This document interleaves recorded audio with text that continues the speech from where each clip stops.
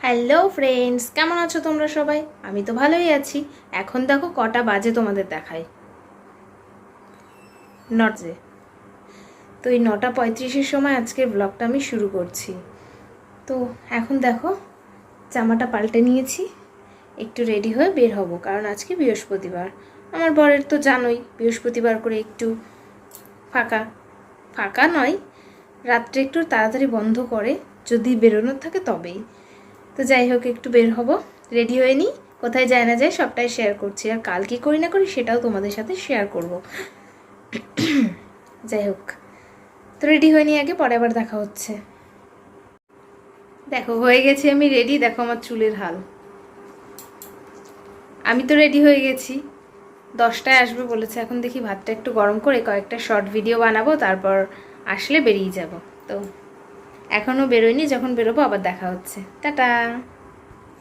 আমাকে বলেছিল রাস্তায় একটু বেরিয়ে দাঁড়াতে, তো আমি দাঁড়িয়েছি, তো দাঁড়িয়েই আছি, আসে আর না। প্রায় 5-7 মিনিট আমি দাঁড়িয়েছিলাম, তারপরে গিয়ে এসে আমায় নিয়ে গেল। দোকান বন্ধ করে দিয়ে বেরিয়েছিল, তো রাস্তায় একটা কাজ পড়ে যাওয়ায় একটু আসতে দেরি হচ্ছিল। আগের দিনকার বেরিয়েছেন তখন বলছিলে ঠান্ডা ঠান্ডা লাগছে বেশি। দোকান একটু পরে বন্ধ করতাম, আমার বেরোবো বলে ঠিক আছে চলো। একটু পরে বেরোলেও তো আমার তো কোনো চাপ নেই। না কত রাতে বেরোবো, সে তো 10টা বেজে গেছে। বাইরে তো অনেক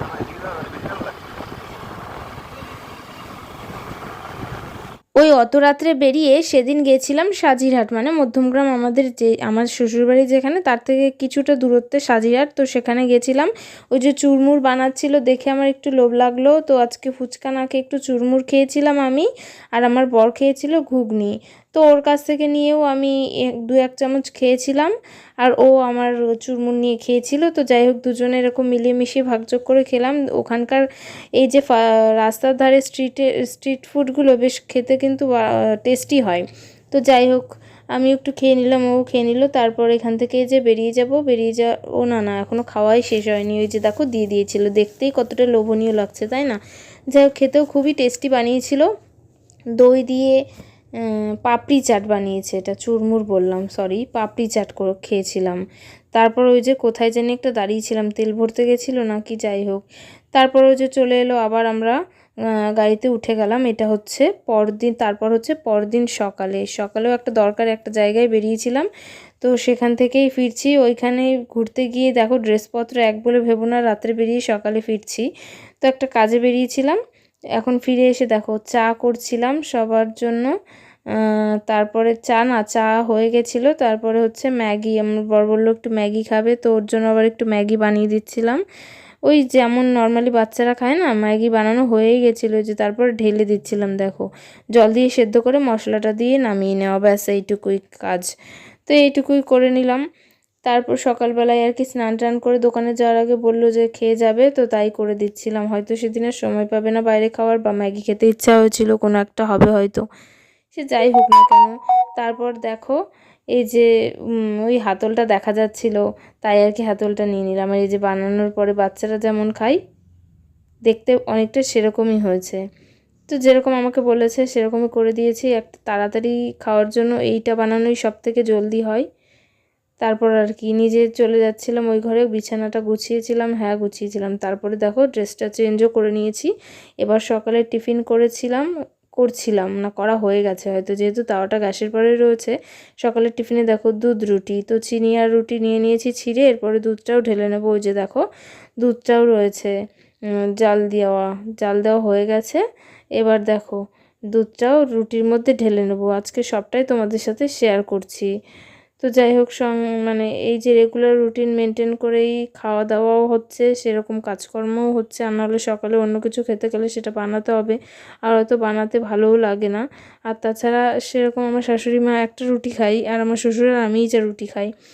তো যাই হোক, এবার রুটি মুটি খাওয়া দাওয়া হয়ে গেলে আর তারপরে আবার দুপুরের রান্না নিয়ে বসতে হবে। আমি কিন্তু কাজ করি আর একটু করে নিজেকে দেখাই। এই যে দেখো, যেমন খাওয়া দাওয়া কমপ্লিট করে ডালটা সেদ্ধ বসিয়ে দিয়েছি, আর একটা রুটি ওই দেখো রয়েও গেছে, আমার শাশুড়িমা তখনও খেয়েছিল না। তো যাই হোক, তারপরে আবার ওই যে আজকে রান্না হবে ডিম। আমার শাশুড়িমা হয়তো কীর্তনের নেমন্তন্নে যাবে, আর আমি রান্নাবান্নাগুলো করব।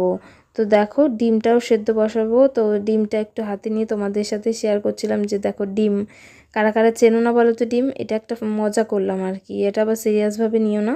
তো দেখো অনেকটাই হয়তো আমার করা হয়ে গেছে, যে ভাতটা ফুটছে, ভাতটা বসিয়ে দেওয়া হয়েছে। আর দাঁড়াও দেখাচ্ছি তোমাদের সাথে কি কি করেছে। এই দেখো ডিমের ঝোল রান্না করা হয়ে গেছে, ডাল সেদ্ধ রেখেছি, পেঁয়াজ কাঁচা লঙ্কা সর্ষের তেল দিয়ে একটু খাবো, আর আলু ভাজা করেছি, আর হয়েছে ডাল। ডাল তো কাঁচা তেঁতুল দিয়ে টক ডাল, রোজকারের এটা আমাদের হবে, এটা কোনো বিকল্প নেই, রোজই আমাদের কোনো না কোনো ডাল হতেই থাকে, মানে এটা একটা নিয়মের মধ্যেই ধরা যায়। এই বাড়ির সবাই একটুখানি করে হলেও রোজ ডাল খায়।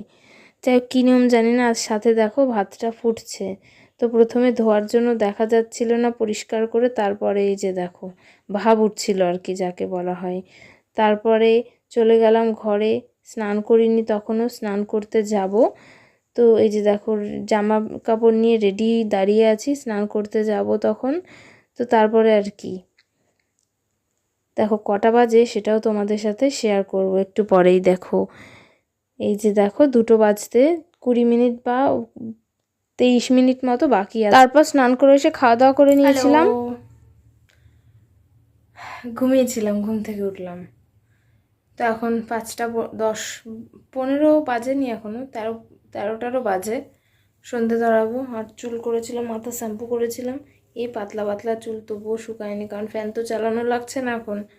তো যাই হোক আগে সন্ধ্যাটা ধরিয়ে আসি, সন্ধ্যা ধরিয়ে এসে একটু হালকা করে ফ্যান চালিয়ে চুলটা ছেড়ে বসবো। তো এখন টাটা, সন্ধ্যাটা ধরিয়ে এসে আবার পরে কী করি না করি দেখা হচ্ছে, tata. Hello friends, good evening. এখন বাজে 7টা 15। তো এতক্ষণ ধরে ফোনে একটু কথা বললাম মায়ের সাথে, তারপর একটা ভিডিও এডিট করলাম, একটু গেম খেললাম, সব কিছুই চললো। তো একটা খুবই দুঃখের খবর শুনলাম, আমার শাশুড়ির একটা গুরু ভাইয়ের মেয়ের বিয়ে ছিল রবিবারে, মানে এই যে আগামী রবিবার আসছে সেদিন রবিবার। তো মেয়েটা একটু অসুস্থ টাইপের, অসুস্থ নাকি জানি না আমি ঠিক, আমার শ্বশুর যতটা বললো, আমার শাশুড়ি এখনও বাড়ি আসেনি, আসলে ভালো করে শুনতে পারবো। তো কাল সকালে মানে গতকাল সকালে নাকি যার সাথে বিয়ে হওয়ার কথা সেই ছেলেটা সুইসাইড করেছে। তো এখন কি পরিস্থিতি, ছেলেটার বাড়িতেই বলো আর মেয়েটার বাড়িতেই বলো, কি অবস্থা বলো তো। সত্যিই শুনে খুবই খারাপ লাগলো। সব রকম প্রস্তুতি হয়ে গেছে, এখন সুইসাইড করে মারা গেছে না বেঁচে আছে সেটাও জানি না, কী যে হবে আর কী যে হয়ে গেল, এরকম কথা শুনলেও কেমন লাগে, আর যাদের সাথে হয়েছে তাদের ভাবো কেমন লাগছে। তো ভাবলাম তোমাদের সাথেও একটু শেয়ার করি ব্যাপারটা, আমার তো খুবই খারাপ লাগলো। এখন কি আর করা যাবে, এই রবিবার বিয়ে হওয়ার কথা ছিল পরশুদিন, আর বিয়েটা তো হবেই না।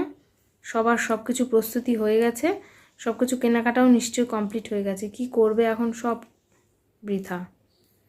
তো আবার পরে দেখা হচ্ছে, একটু লাইভ করবো, টাটা। জীবনে কোনো শান্তি নেই, একটু লাইভ চালিয়ে বসেছিলাম, 2-3বার কেটে কেটে কেটে 3বারের বার আমি একটু লাইভটা চালিয়ে বসেছিলাম, যে না একটু আসন সেলাই করি, একটু লাইভে কথা বলি।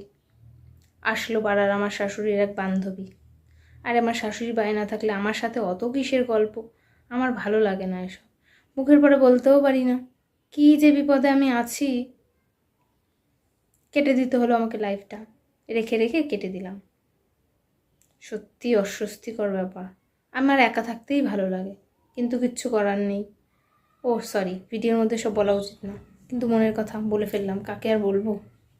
তারপর সেদিন রাত্রে গেছিলাম এক জায়গায়, রাস পূর্ণিমার দিন লক্ষ্মী পুজো হয়, মানে একটা বাড়িতে ইনভাইট ছিল, তো ওই যে ওনার বাড়িতে, তো সেইখানেই গেছিলাম পুজোর প্রসাদ খেতে। তারপর আর কিছুই শেয়ার করিনি, টাটা সবাই।